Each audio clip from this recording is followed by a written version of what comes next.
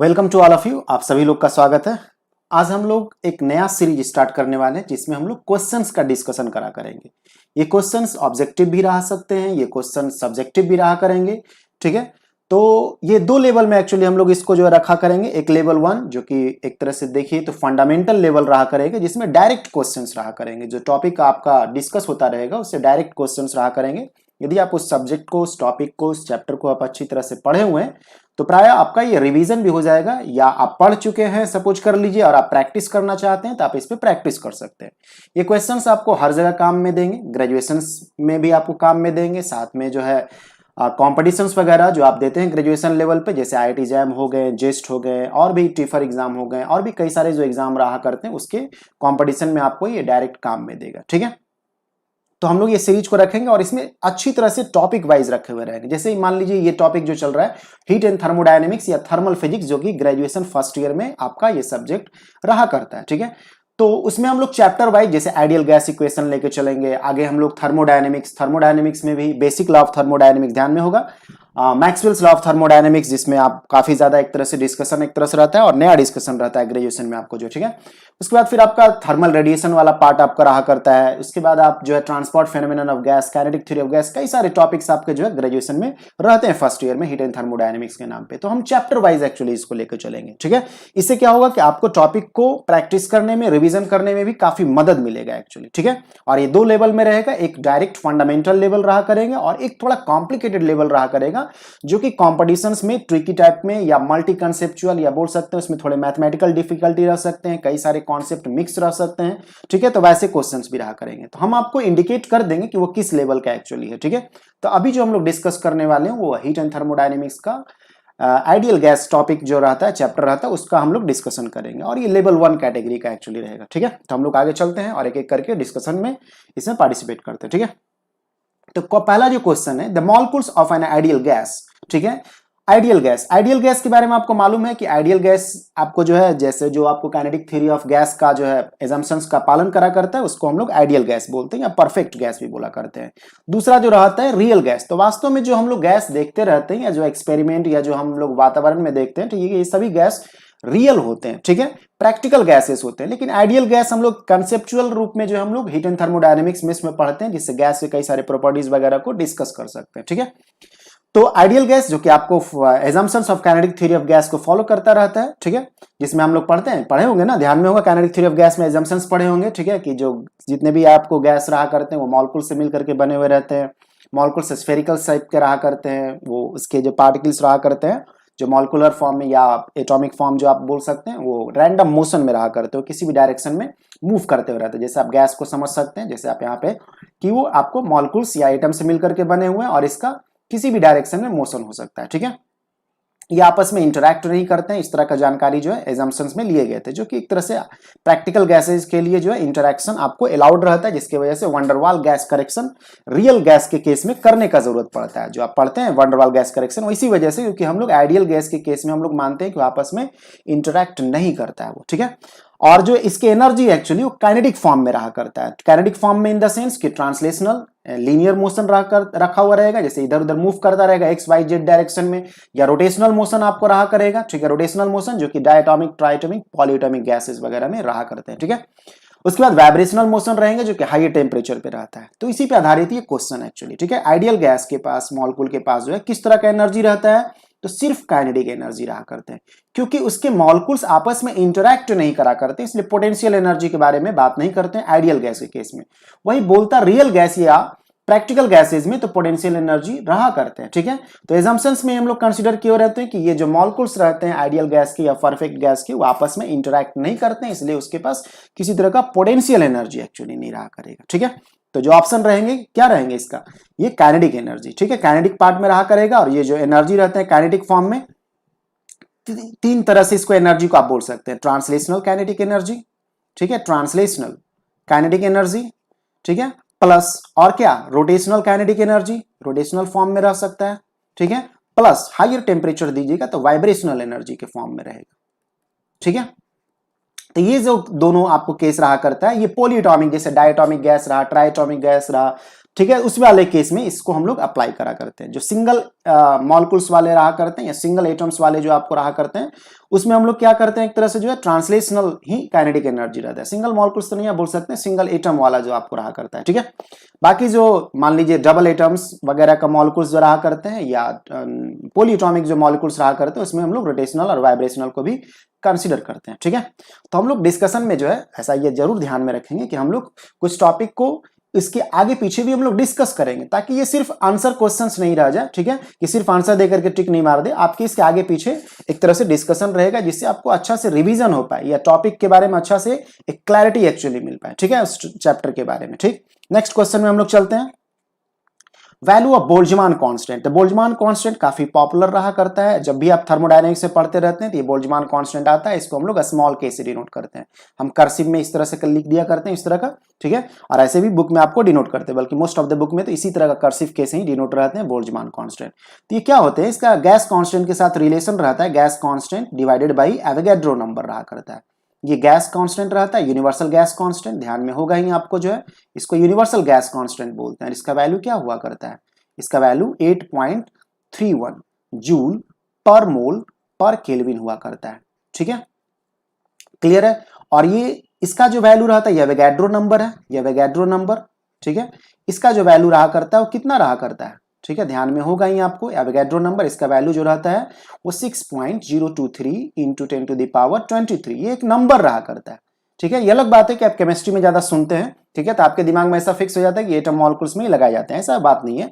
जैसे आप दर्जन बोलते हैं ना, तो 12 चीजों का कोई क्वांटिटी रहता है तो उसको एक दर्जन बोल देते हैं। तो वैसे ही जो इतना नंबर यदि कोई भी चीज रहेगा, चाहे एटम्स रहे, चाहे मॉलिक्यूल्स रहे, चाहे कोई पॉपुलेशंस रहे, चाहे कोई ऑब्जेक्ट रहे, तो आप उसको बोलते हैं कि ये 1 मोल है। ठीक है, और 1 मोल जो होते हैं कितने बराबर होते हैं, 6.023 इंटू 10⁻23 के बराबर होते हैं। ठीक है, इसको ऐसा नहीं समझते कि फ्रैक्शन में, एक्चुअली आप इसके 10⁻3 इसमें से बाहर निकाल लीजिएगा, एक्चुअली मल्टीप्लाई कर दीजिएगा, तो 6023 इंटू 10⁻20 के फॉर्म में जो है ये चला जाएगा एक्चुअली। ठीक है, तो खैर वो तो अलग मैटर है, लेकिन हम लोग बोल रहे थे कि बोल्ट्जमान कांस्टेंट। ठीक है, तो इसका वैल्यू तो आपको याद होगा ही, लेकिन फिर भी हम इसके बारे में डिस्कशन कर दे रहे हैं कि एक्चुअली क्या रहते हैं। तो आप इसको जब डिवाइड करिएगा 8.31 और बाई 6.023 इंटू 10⁻23, तो के का जो वैल्यू जो आ जाएगा वो 1.38 into 10⁻23 joule per kelvin actually आ जाएंगे। ठीक है, तो हमारा ऑप्शन क्या हो जाएगा, हमारा ऑप्शन जो है थर्ड हो जाएगा एक्चुअली। ठीक है, 1.38 इंटू 10⁻23।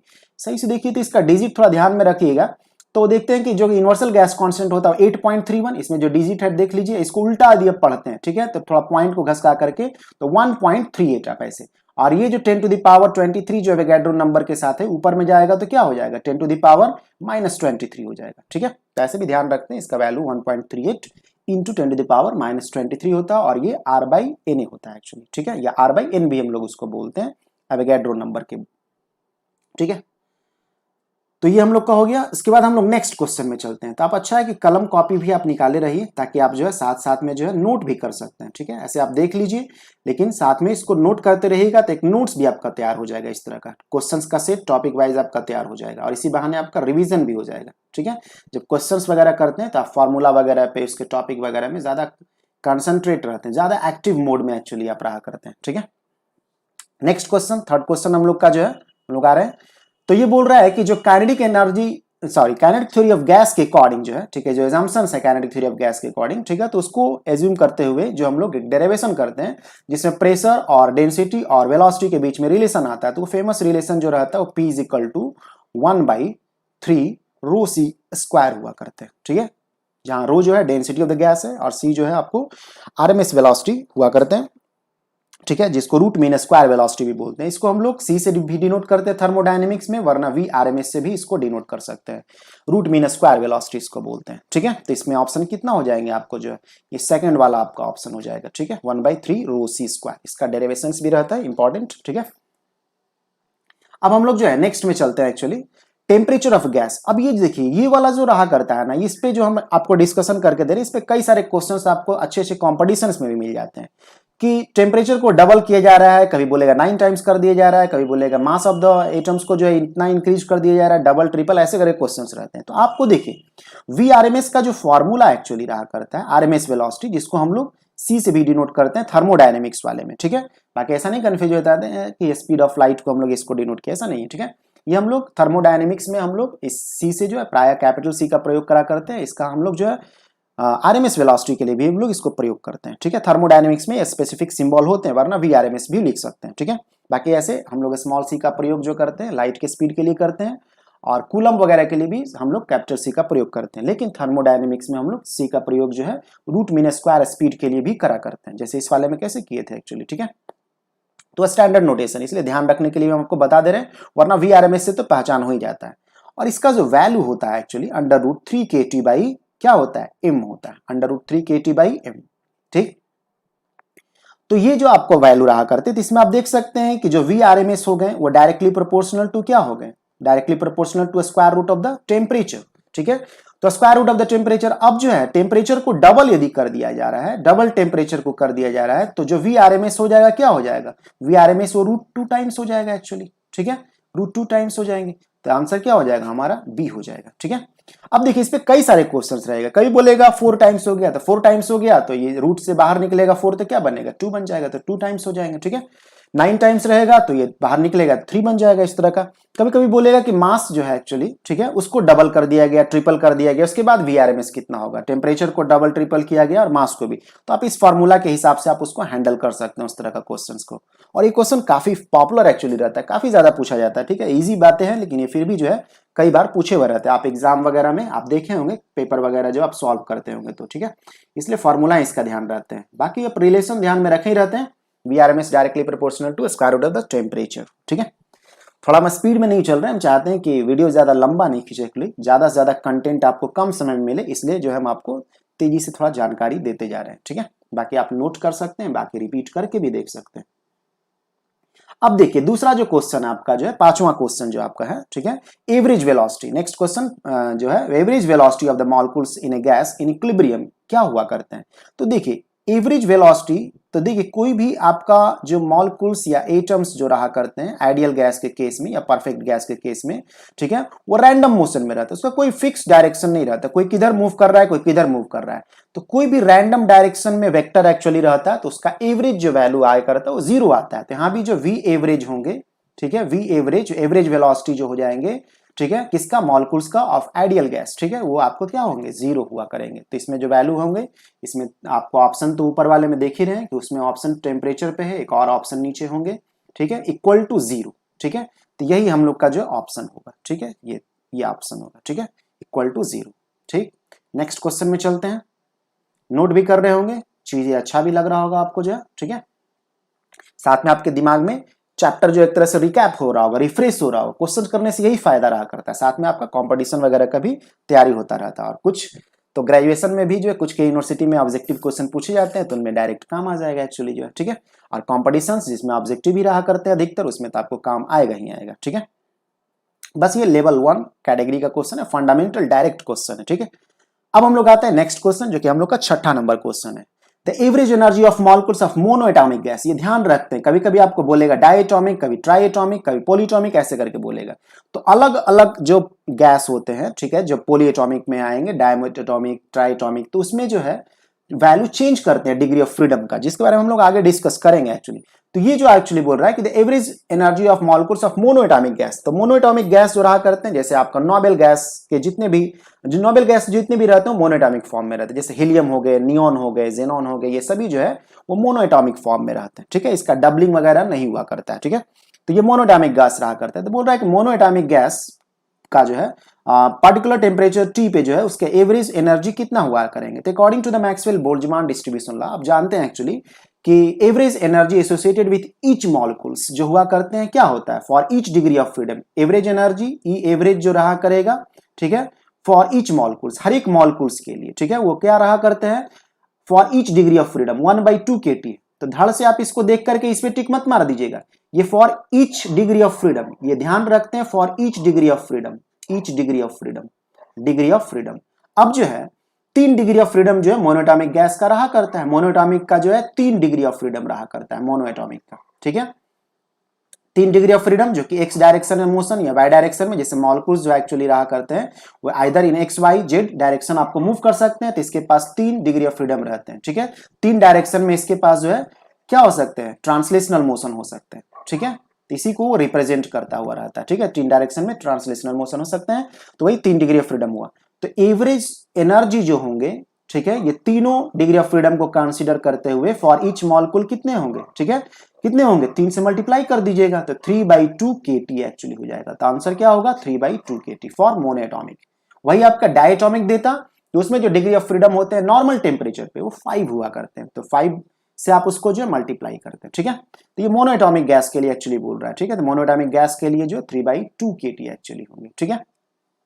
अब हम लोग जो है आते हैं नेक्स्ट में जो, ठीक है, इसमें थोड़ा डायटॉमिक का जो है कॉन्सेप्ट इसमें इस्तेमाल किया हुआ है। संयोग से जो है इसमें दोनों क्वेश्चंस में आपको रखा हुआ है, देख सकते हैं कि 7th नंबर में भी डायटॉमिक के बारे में कुछ बात कर रहा है और यहाँ भी डायटॉमिक। तो हम लोग थोड़ा इसका क्लियर कॉन्सेप्ट ही ले ले रहे हैं एक्चुअली, ठीक है, क्लियर कॉन्सेप्ट ले ले रहे हैं ताकि हम लोग इन दोनों क्वेश्चंस को जो है समझ पाए। देखिए दोनों क्वेश्चन लगभग एक टाइप का है, कभी कभी आदमी कंफ्यूजन में दोनों का आंसर सेम मार सकता है लेकिन वो अलग अलग है एक्चुअली, ठीक है। अभी आते हैं तो मालूम चलेगा, ठीक है। तो चलते हैं।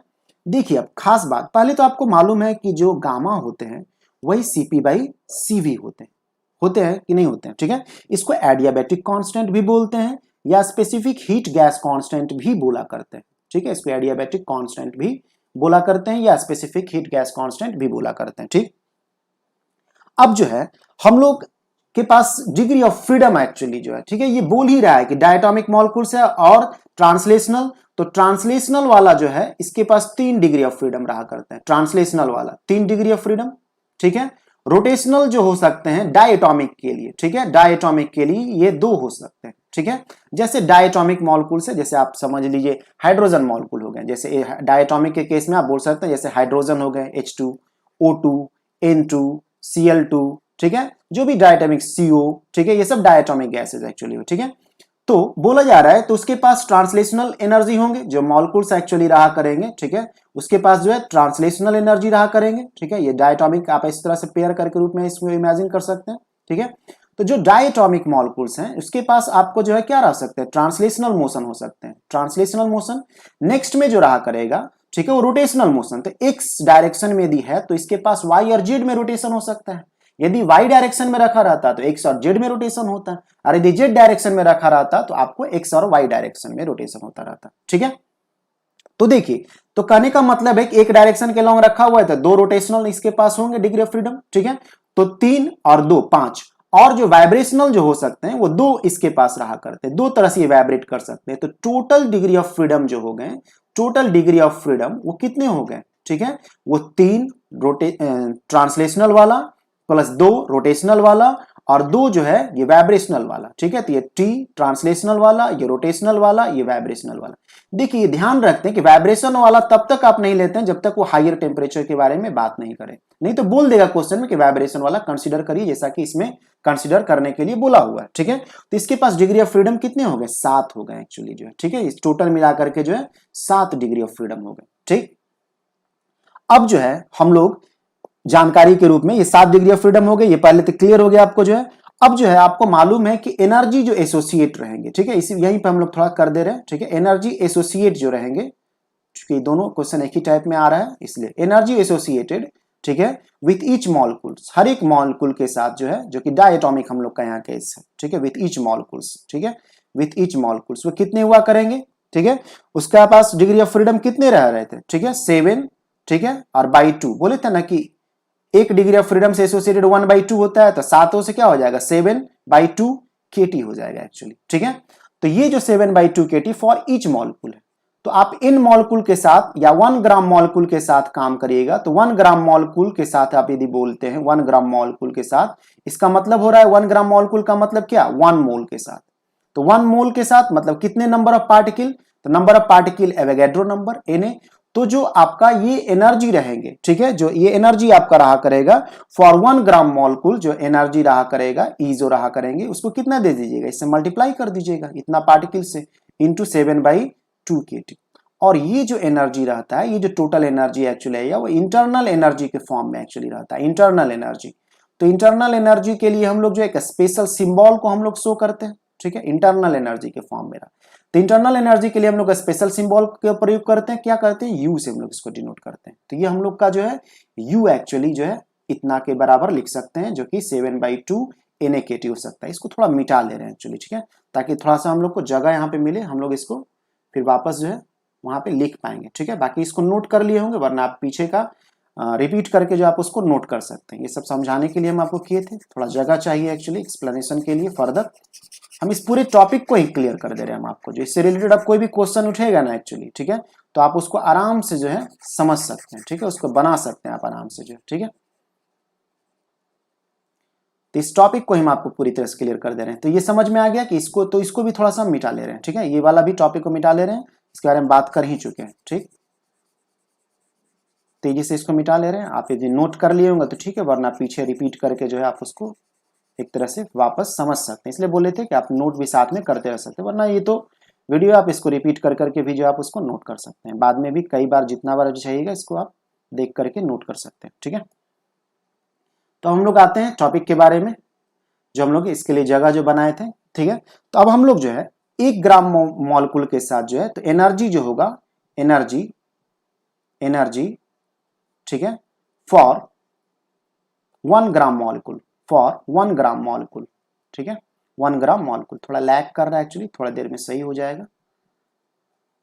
1 ग्राम मॉलिक्यूल ये क्या हो जाएंगे, इसको इंटरनल एनर्जी के फॉर्म में जो हम लोग दिए थे, तो हम लोग क्या आया 7/2 kT आया। ये ध्यान रखिएगा 7/2 kT क्यों लिख रहे हैं एक्चुअली, ठीक है। 7/2 क्यों लिख रहे हैं, क्योंकि इसमें ट्रांसलेशनल, रोटेशनल और साथ में वाइब्रेशनल बोल दिया है। नहीं बोला रहेगा तो वाइब्रेशनल नहीं लेंगे, वरना हाई टेम्परेचर भी बोला हुआ रहेगा तब भी वाइब्रेशनल लेते हैं, ठीक है। हाई टेम्परेचर बोले तब, और नहीं तो फिर क्लियर बोला हुआ है कि वाइब्रेशन को भी कंसीडर करिए तब 7/2, वरना क्या होता है 3 + 2 5 ही रहता, जो कि अगला क्वेश्चन में इस्तेमाल होगा, इसलिए हम इतना ज्यादा इस पर डिस्कस कर रहे हैं, ठीक है।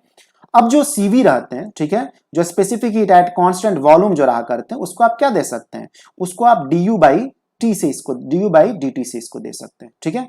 तो जिसको यहाँ पे हम लोग फिक्स करके इसका वैल्यू को ले रहे हैं, तो इसको आप u/T के रूप में आप इसको लिख सकते हैं। तो u/T के रूप में इसको लिख सकते हैं, तो यहाँ पर रखिएगा तो क्या हो जाएगा CV, ये 7/2, ठीक है, 7/2। हाँ, इसमें एक जरूर बात था, इसमें हम लोग n से मल्टीप्लाई किए हुए थे, ठीक है, n से, ठीक है, इसमें एवोगाड्रो नंबर से मल्टीप्लाई किए थे ना, बोले थे ना कि Na से इसको मल्टीप्लाई करना है। क्यों, क्योंकि ये तो आपको फॉर ईच मॉलिक्यूल था, तो n नंबर ऑफ मॉलिक्यूल्स मतलब एवोगाड्रो नंबर ऑफ मॉलिक्यूल के साथ मल्टीप्लाई कर देंगे, तो n × k, ये देख रहे हैं ना, n × k बन जाएगा, तो 7/2 और ये r हो जाएगा। चूंकि मिटाए थे तो फिर उसके बाद हम आगे बढ़ गए, इसको लिखना छोड़ दिए थे, 7/2 R2। ऐसा क्यों लिख रहे हैं, सिंस आप जो है क्या लिख सकते हैं, n जो k हुआ करता है, अभी जस्ट बताए थे कि k जो होता है वो r/ क्या होता है, Na होता है, ठीक है, r/Na। तो आप Na × k क्या लिख सकते हैं, r, तो वही 7/2 RT आपका हो जाएगा क्या, u। तो u जो है 7/2 RT और डिवाइडेड बाई आप r कर दीजिएगा, तो ये क्या हो जाएंगे, ये आपका 7/2 R हो जाएगा, ठीक है। तो ये इंटरनल एनर्जी एसोसिएटेड विथ 1 मोल हो गए, या 1 ग्राम मॉलिक्यूल उसको बोलते हैं, ठीक है, या इसको बोल सकते हैं इतना 1 एवोगाड्रो नंबर, ये जो आपको है इतने के साथ एसोसिएटेड एनर्जी, ठीक है। तो CV का वैल्यू आपको 7/2 R हो गया। CP का वैल्यू आप निकाल सकते हैं किस रिलेशन से, आपको मालूम है कि CP क्या होता है, CP को जो आप लिख सकते हैं CP - CV होता है ना R के बराबर, तो CP को आप लिख सकते हैं CV + R लिख सकते हैं। तो CV आपका वैल्यू कितना है एक्चुअली, CV का जो वैल्यू है, CV का वैल्यू आप लाए हुए थे 7/2 R, ठीक है, आया हुआ था ना, और प्लस ये R, तो 7/2 R + R कितना हो जा रहा है, ये 9/2 R हो गया एक्चुअली, ठीक है, 9/2 R। अब जो है गामा का डेफिनेशन लगाइए आप इसमें जो है, तो गामा = क्या होते हैं, CP/CV, ठीक है, CP/CV, ठीक है, CP/CV, ना कि CV/CP लिख दीजिएगा, ठीक है, CP/CV। तो आप इसको रखिएगा, तो ये 9/2 और ये R और डिवाइडेड बाई ये कितना हो जा रहा है, डिवाइडेड बाई ये CV है 7/2 R, ठीक है। तो आप इसको रखिएगा, तो ये कितना आ जाएंगे, ये 9/7 आ जाएगा, और इसको आप लाइएगा सॉल्व करिएगा, तो ये 1.29 हो जाएंगे एक्चुअली, ठीक है, 1.29।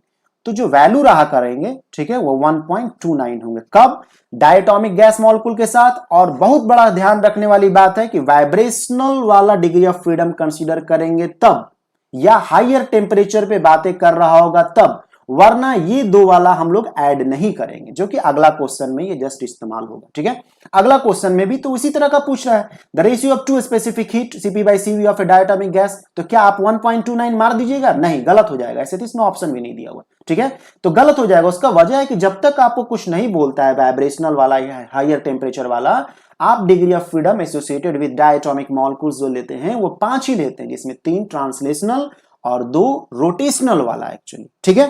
तो उसको कंसिडर करके हम लोग अभी काम करेंगे और देखेंगे क्या वैल्यू आता है, ठीक है। इसलिए हम लोग इतना डिस्कशन किए ताकि ये टॉपिक ही आपका क्लियर हो। ये टॉपिक अब आपसे कभी भी पूछेगा तब आप जो है आराम से इस पे जो है काम कर सकते हैं, ठीक है।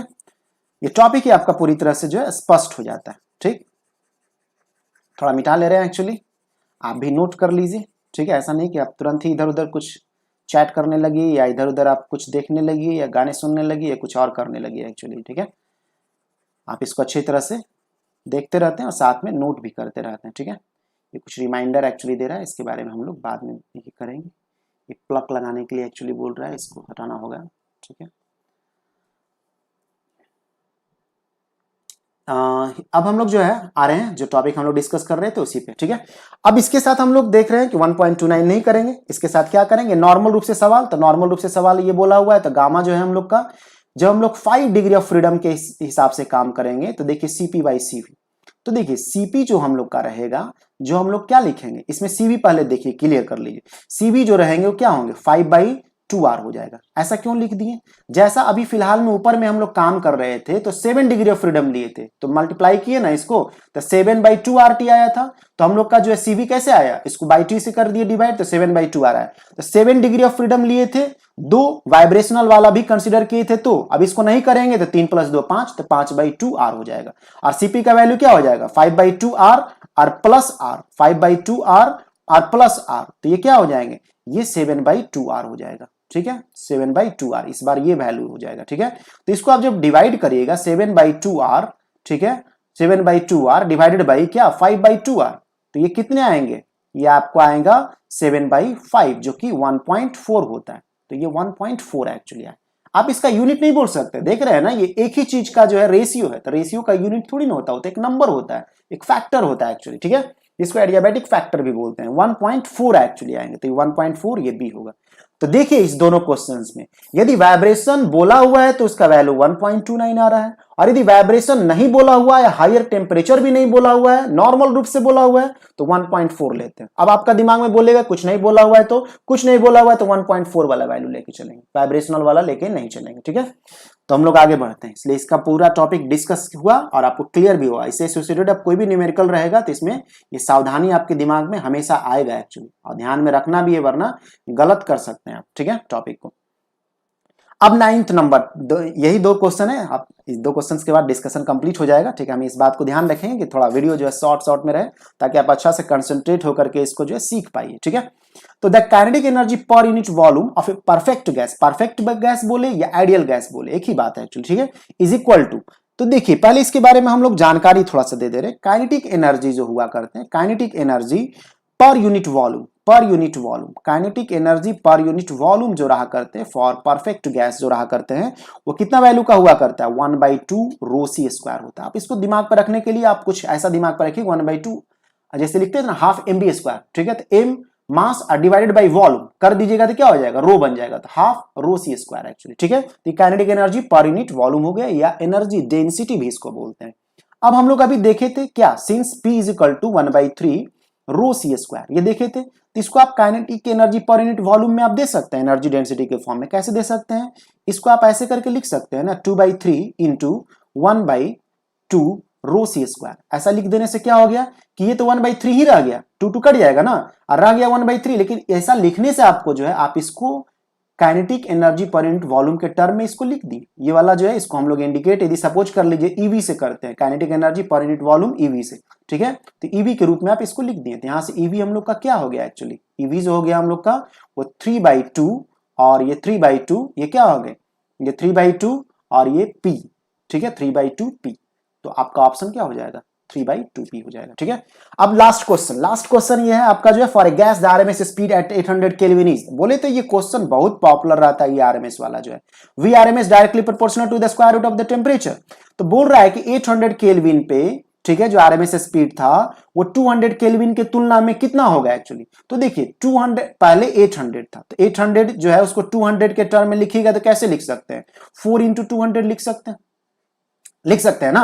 तो 4 × 200 लिख सकते हैं, तो 200 के टर्म में ही आपसे बोल रहा है, तो इसको 2 √ 200t बोल सकते हैं। तो 200 के तुलना में क्या हो जाएगा, 2 टाइम्स हो जाएगा। तो ऑप्शन क्या है हम लोग का, twice, times the value of 200 kelvin. इसमें और भी नीचे ऑप्शन था लेकिन वो एक्चुअली आंसर में नहीं आएंगे आपको जो है, ठीक है। आप इसको देख सकते हैं, ठीक है, इसमें आपको देख सकते हैं एक्चुअली जो, ठीक है, जस्ट ज्यादा स्क्रॉल हो गया, ठीक है। लास्ट ऑप्शन 3 ही ऑप्शन दिया हुआ था ना, लास्ट भी ऑप्शन थी लेकिन हम लोग का जो है उधर कहीं ऑप्शन मिल गया, सेम एज एट 200 केल्विन। तो ये तो होगा नहीं, होगा क्या, twice times the value of 200 kelvin, ठीक है। तो इस तरह से आप देखें कि टॉपिक ये कितना इंपॉर्टेंट रहता है वीआरएमएस वाला। इसी तरह से हम लोग जो है कंटिन्यू रखेंगे डिस्कशंस को जो है अलग अलग टॉपिक पे, और इसी तरह से आप सीखते रहिए ताकि हम जो मेहनत कर रहे हैं वो काम भी है और लगे कि हाँ मेरा मेहनत जो किया जा रहा है एक्चुअली किसी के काम में आ रहा है, कई लोगों के काम में आ रहा है, ठीक है। तो आप इसको शेयर भी करते रहते ताकि कई लोगों के पास जो है ये जानकारी जो है पहुंचे और कई लोग को इसका फायदा भी एक्चुअली मिले, ठीक है। और आप भी इसका जो है फायदा उठाते रहते हैं, नोट्स भी बनाते रहते हैं। इससे क्या होगा, हर एक टॉपिक वाइज का आपका नोट्स रह जाएगा। बाकी कभी भी आप देखना चाहिएगा तो आप वीडियो को कभी भी जो है आप यूट्यूब पे जो है देख सकते हैं, ठीक है। तब तक के लिए थैंक यू, धन्यवाद।